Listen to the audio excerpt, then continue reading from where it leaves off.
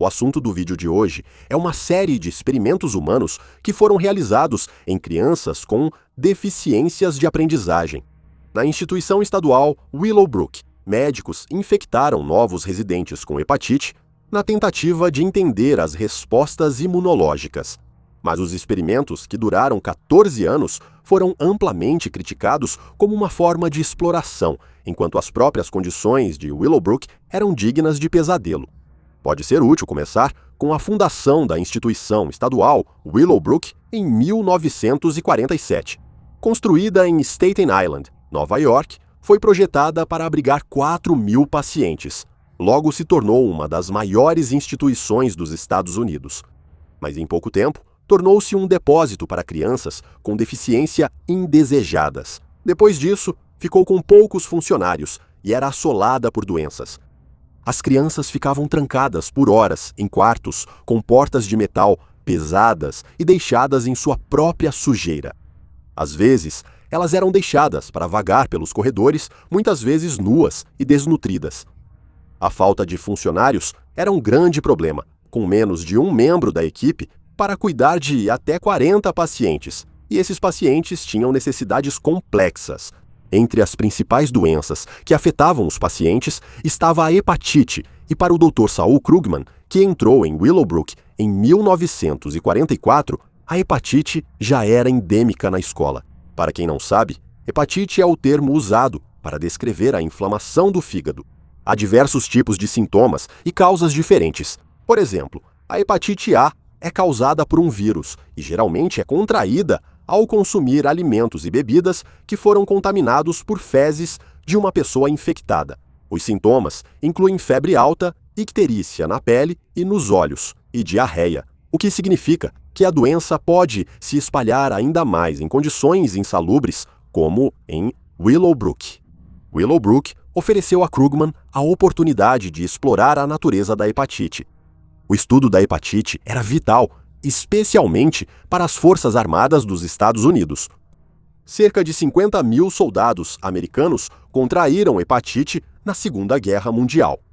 Krugman procurou os militares e ofereceu ajuda para desenvolver uma vacina contra hepatite. Seu objetivo era controlar a alta prevalência da doença em Willowbrook, observar suas manifestações e criar o que foi chamado de imunidade passiva ativa. Já se sabia que injeções de gama-globulina, um anticorpo, ajudavam a proteger contra a hepatite. Também se sabia que as crianças contraíam uma forma mais branda e menos grave de hepatite. Por isso, Krugman começou seus experimentos com os novos admitidos em Willowbrook. Um grupo de controle recebeu injeções com anticorpos. O outro não recebeu. Achava-se que as injeções protegiam por 6 semanas, mas os resultados mostraram proteção contra hepatite por quase 40 semanas nos primeiros participantes. Krugman, então, procurou verificar se as crianças que receberam os anticorpos desenvolveriam uma proteção mais duradoura caso fossem também infectadas com uma cepa branda de hepatite ao mesmo tempo. Krugman também obteria os participantes dos novos experimentos entre os pacientes recém-admitidos. O consentimento dos pacientes seria obtido, mas eles não eram totalmente informados.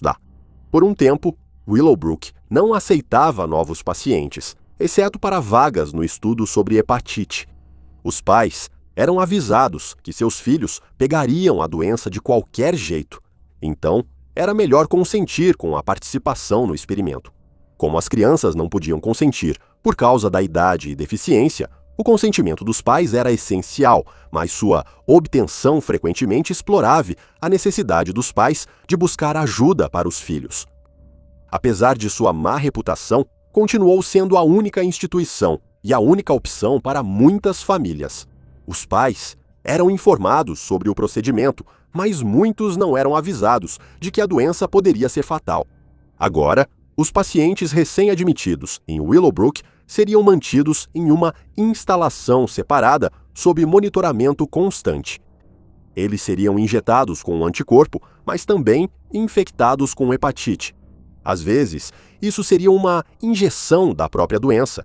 Em outras ocasiões, uma mistura perturbadora seria dada às crianças. Essa mistura seria leite com chocolate misturado com as fezes de outras crianças infectadas. Isso era dado às crianças para elas consumirem e, assim, induzir a doença. Os médicos aprenderiam duas coisas: a quantidade de leite com chocolate necessária para infectar as crianças e o tempo até a infecção aparecer. Os pesquisadores deixavam as crianças se recuperar e depois as reinfectavam com o vírus. O objetivo aqui era descobrir se uma criança que havia se recuperado da hepatite manteria algum nível de imunidade ou se poderia ser reinfectada novamente.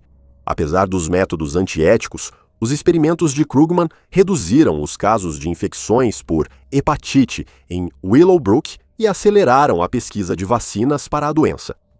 Krugman enfrentaria críticas por seus experimentos do bioeticista Henry Brecher, que classificou os experimentos como alguns dos mais antiéticos da história. Um dos últimos pontos de Brecher em seus artigos foi este: ninguém tem direito de arriscar prejudicar alguém para favorecer outros. Krugman defenderia seu trabalho, insistindo que realizou os experimentos de maneira ética e que eles eram justificáveis, não só para as crianças de Willowbrook, mas também para outros beneficiados.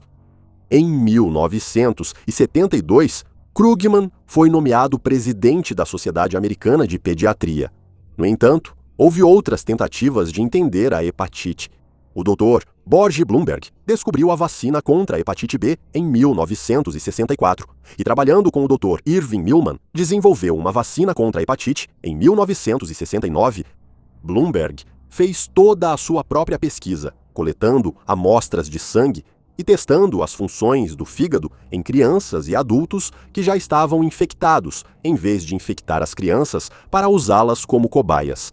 Por seu trabalho, ele ganhou o Prêmio Nobel de Medicina em 1976, mas os horrores de Willowbrook não terminam no experimento. Em 1965, Robert F. Kennedy, então senador dos Estados Unidos por Nova York, fez uma visita surpresa a Willowbrook. Ele viu em primeira mão o descaso com as crianças, a superlotação e a falta de funcionários. Ele chamou a instituição de ninho de cobras e convocou todos os cidadãos a reformar a forma como as crianças com deficiência eram tratadas. O que se seguiu foram várias reportagens investigativas sobre as condições, mas nada realmente melhorou. Em 1972, o jornalista Geraldo Rivera produziu uma reportagem verdadeiramente condenatória sobre Willowbrook. Rivera foi convidado por um ex-médico de Willowbrook que havia sido demitido por incentivar os pacientes a lutarem por melhores condições. Rivera fez uma visita sem aviso prévio. Lá, ele viu 70 crianças sendo cuidadas por apenas 2 ou 3 funcionários. Muitas das crianças estavam quase sem roupa, não eram limpas depois de se sujarem e eram deixadas por conta própria. Depois, ele foi convidado para uma visita autorizada e as condições haviam melhorado. Mas quando Rivera voltou novamente, sem avisar, foi uma repetição da primeira vez. Condições precárias, crianças negligenciadas e funcionários sobrecarregados. Não havia educação, reabilitação ou oportunidades. O financiamento de Willowbrook foi cortado, os funcionários saíram e não foram substituídos. Os que ficaram não tinham tempo para dar atenção a cada criança. As enfermarias esvaziaram porque Willowbrook não tinha pessoal suficiente para mantê-las funcionando. Em março de 1972, os pais dos residentes de Willowbrook entraram com uma ação coletiva contra o estado de Nova York. O processo alegava violação dos direitos dos pacientes, mas o tribunal recusou estender o direito ao tratamento a pacientes internados por ordem judicial em hospitais estaduais, como Willowbrook. Em 1974, foi aprovada a Lei Nacional de Pesquisa. Ela buscava oferecer proteção aos participantes de experimentos com seres humanos.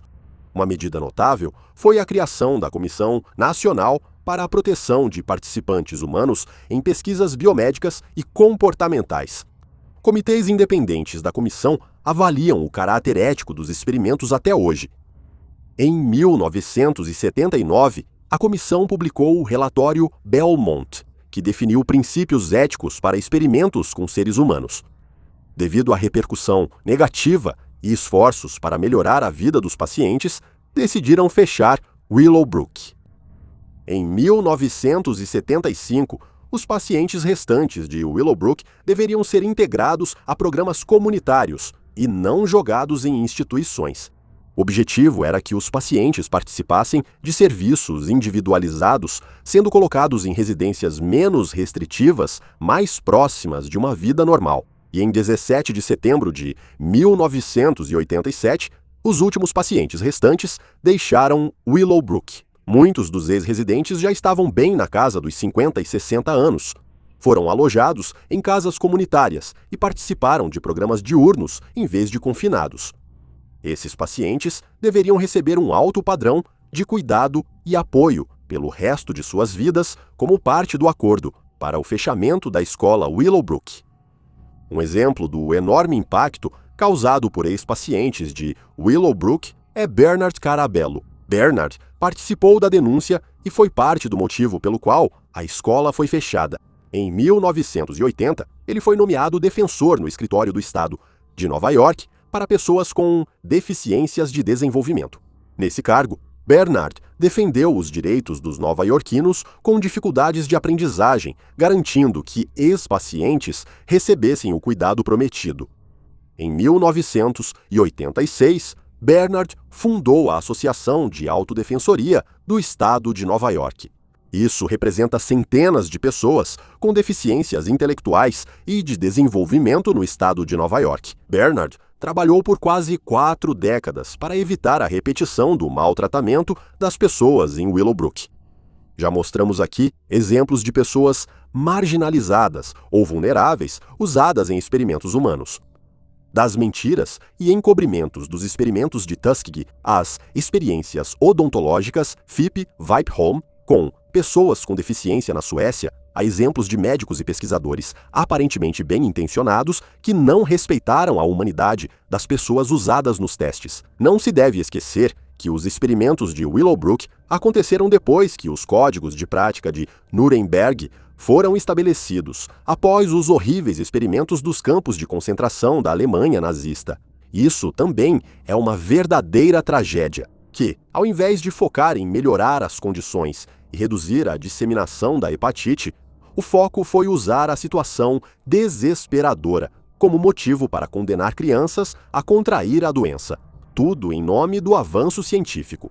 A precariedade e a falta de funcionários causaram mortes na escola. Só em 1971, 11 pacientes morreram engasgados e muitas das mortes indeterminadas não receberam uma autópsia adequada para descobrir a causa da morte.